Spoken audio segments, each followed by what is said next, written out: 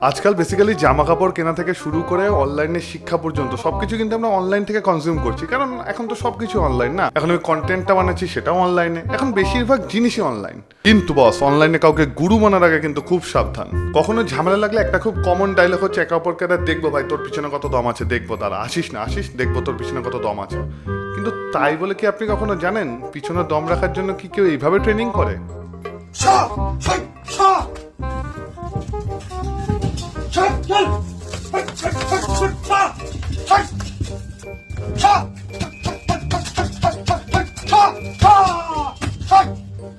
আরো অনেক জিনিস একসাথে দেখবো, তো চলো শুরু করা যাক। হাই, আমি গীতেশ, তোমরা দেখছো জিডি রোস্ট ডায়েরি।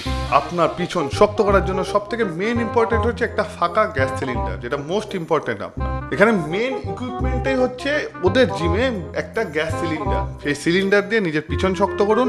আর শুধু সিলিন্ডার দিয়েই নয়, মানুষের উপরেও কিন্তু ভরসা রাখতে পারে আমাদের এই ক্যারাটে মাস্টার। একদম ঠিক, ও স্টুডেন্ট বা ওর সঙ্গে যারা ভিডিও বানায় তাদের উপর কতটা ভরসা রেখেছে দেখো।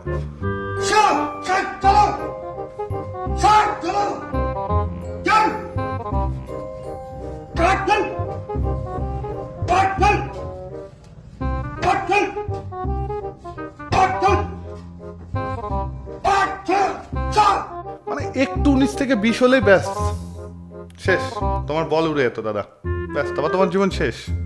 আমি অনুভব করতে পারছি না, মানে আমার নিজের ভয় লাগছে দেখে। মানে কি রিস্কে দুটো লাইক কমেন্টের জন্য করে ওই জানে। তোমার স্টুডেন্টরা দাদা একটা ভুল করবে, আই লস্ট মাই বলস বলে তোমাকে স্যাড ইমোজি দিয়ে স্ট্যাটাস দিতে হবে। এরপর আবার তুমি অনলাইনে ইন্সপায়ার হয়ে এমন একজনের কাছে শিখতে গেলে যে দাদা আমিও কুম্ফু শিখবো, আমিও ক্যারাটে মাস্টার হবো, কারণ এর বায়োতে লিখে রেখেছে ব্ল্যাক বেল্ট। তারপর যখন তোমাকে প্রথম দিন লেসনে বলবে যে তুই এভাবে ঘুরে দাঁড়াবি, আমি তোর পিছনে ঘুষি মারবো, আমি এভাবে ঘুরে দাঁড়াবো, তুই আমার পিছনে ঘুষি মারবি, মানে কোনো সেন্স আছে এই ব্যাপারে? কোনো মানে কোনো কিছু, মানে কোনো লজিক?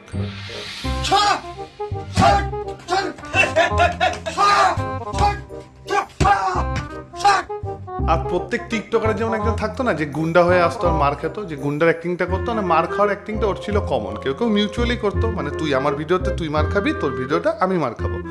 এইখানে কিন্তু এই হচ্ছে একদম কমন ভিলেন, মানে ওকেই সালা খেলাবে।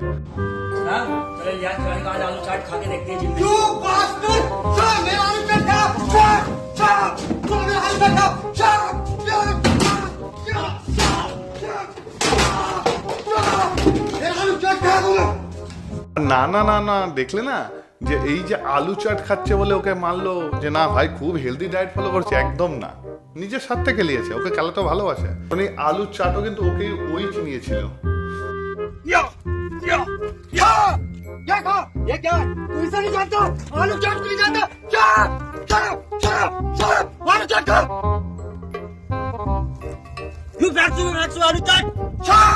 দেখলে তো আলু চাট চিনতো না বলে কিরকম করলো। এইবার নাটকটা দেখো, এইবারও আলু চাট যখন এমনিও খাচ্ছিল তখনও সালা খেলা ভেতরে।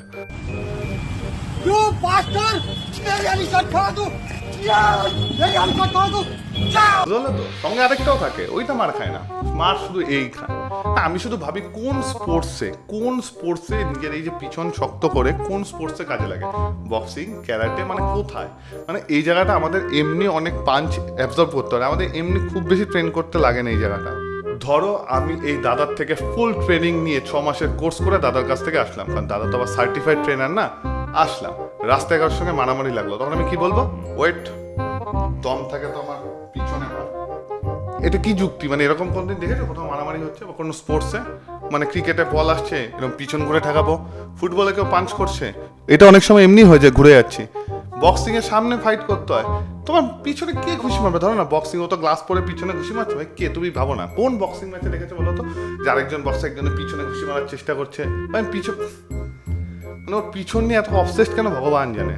আর এক তো ওর কথা আমি কিছু বুঝিই না, কোন ভাষায় যে কথা বলে আমি নিজেই জানি না, কোন এলিয়ান ভাষা, হা হু কি করে ও, মানে তোমরা কেউ বুঝতে পারো?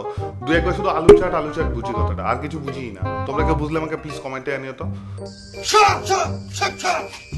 আর আমি আগেও বলেছি এই টাইপের ক্রিয়েটাররা কিন্তু দেশের নাম খারাপ করে, কারণ একটা ইন্ডিয়ান ফ্ল্যাগ লাগিয়ে দেশের নাম লিখে রাখবে আই এম ফ্রম ইন্ডিয়া বা ইন্ডিয়ান ক্রিয়েটার, এইসব যখন কেউ খুলে দেখবে সাপোজ ইনস্টাগ্রামে যে ভাই Indian karate master, black belt karate master, মানে এটা কি করছে? এটা তো দেশের নামই ছোট হচ্ছে না বস, মানে দেশের নাম কোনো উজ্জ্বল করে দিচ্ছ না, সে অন্ধকারই করছো। আর ওর এমনি শান্তি কোনো জায়গায় নেই। ও যখনই দেখে না জিমে কেউ শান্তিতে ব্যায়াম করছে না, স্পেশালি এর টেকনিক একটা কাজে লাগবে কখন বলো তো? অনেক সময় হয় না সন্ধ্যাবেলা বা একটা পিক টাইমে দেখবে জিমে পুরো লোক ভর্তি, তুমি ভাবছো ভাই কত লোক, একটু ফাঁকা থাকলে একটু শান্তিতে ব্যায়াম করতে পারতাম, তখন কি করবে সেটা শেখো।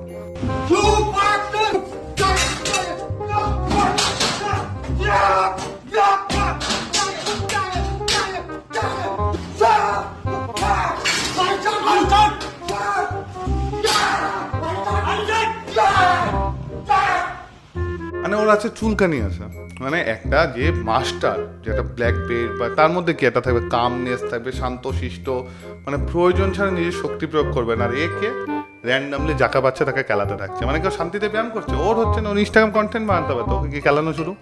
দেখো আজকের ভিডিও ছোট আমিও জানি, কিন্তু এই ভিডিওটা বানানোর একটা উদ্দেশ্য, এই জিনিসটা আমি অনেকদিন ধরে দেখছিলাম, তাই ভাবলাম তোমাদের সাথে একটু শেয়ার করি যে অনলাইনে কাউকে গুরু মানার আগে আগে দেখো, আগে যাচাইটা করে নাও। যাচাইটা কিভাবে করবে? আগে দেখো যে এই যে শেখাচ্ছে এটা কোন কাজে লাগে, কোন কাজে লাগে, এই যে জিনিসগুলো করছে এগুলো জাস্ট ফর ভিউ। তো কাউকে গুরু মেনে, আমি জানি অনেক লোক আছে এগুলো দেখে হয়তো ভাই প্র্যাকটিস করছে, ভাই এরকম গাছের গুড়ি দিয়ে বাড়ি মারবো, গ্যাস সিলিন্ডার দিয়ে বাড়ি মারবো, আরে ভাই বাড়ি মারতে গিয়ে যদি অন্য জায়গায় বাড়ি লেগে যায়, মানে কি বলবো, শেষ। তাই কিছু জিনিস মজা হিসাবেই দেখো, ওর থেকে ইন্সপায়ার হয়ে নিজে ট্রাই করতে যেও না। আর যদি আমার ভিডিও ভালো লাগে তাহলে লাইক করো, শেয়ার করো, সাবস্ক্রাইব করতে ভুলো না চ্যানেলটা। দেখা হচ্ছে আগামী ভিডিওতে। ভালো থাকো, সুস্থ থাকো।